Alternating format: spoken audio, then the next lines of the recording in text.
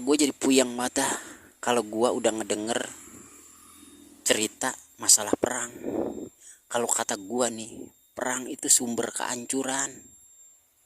Ibarat katanya, yang kalah jadi abu, yang menang jadi areng. Dua-duanya kagak ada yang dapat untung. Nah terus imbas dari perang itu sendiri, waduh, ngeri banget dah. Bakal ada banyak anak-anak yang kehilangan ibunya. Bakal ada banyak ibu-ibu yang kehilangan suaminya. Bakal ada banyak suami yang kehilangan selingkuhannya. Nah kalau kata guru ngaji gua nih, apapun yang terjadi di dunia ini kagak bakalan bisa terjadi tanpa ada izin dari yang maha kuasa. Nah yang bikin gua bingung nih, lah bisa-bisanya ya yang maha kuasa ngasih izin buat perang. Perang kan bahaya. Nah terus pas gua pikir-pikir, gua renungkan secara mendalam, ternyata di dalam perang itu ada banyak ribuan hikmah yang bisa gua petik. Ada banyak pelajaran yang bisa gua ambil. Nah salah satunya nih ya, pas gua ngedenger berita ada rumah tingkat yang hancur ketimpa granat. Nah itu bikin hati gue jadi sadar kalau harta yang gue punya itu sebenarnya bukan punya gue, itu punya Allah. Yang kapan waktu bisa diambil sama Allah.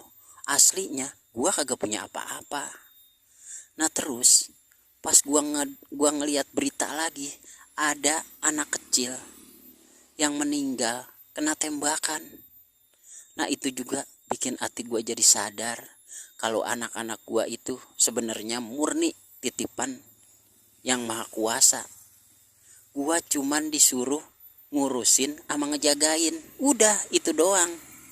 Nah terus pas gue ngeliat lagi ada ibu-ibu yang kehilangan suaminya.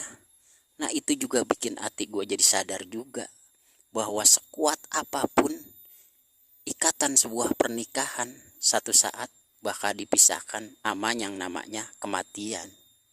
Nah pas gua ngeliat juga di berita ada suami yang kehilangan selingkuhannya. Itu juga bikin gua sadar kalau selingkuh itu kagak bener. Selingkuh itu kagak baik buat diomongin, apalagi dilakuin. Wah, na'udzubillah. Nah itu baru secomot dari segudang hikmah yang bisa kita ambil dari kejadian perang. Masih banyak yang bisa kita gali. Kayaknya gara-gara itu dah kenapa yang maha kuasa ngasih izin adanya perang. Itu buat pelajaran buat kita. Lagian kalau masalah soal mati, sama aja yang mati ketembak, yang mati kelindes, yang mati karena penyakit, itu sama-sama mati.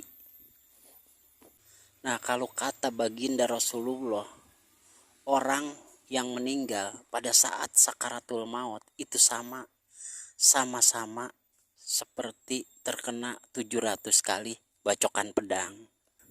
Nah kalau kata gua mah nih ya, perang Palestina itu sebuah perang kecil, perang gede yang sebenarnya itu perang yang berkecamuk di hati sama di pikiran kita.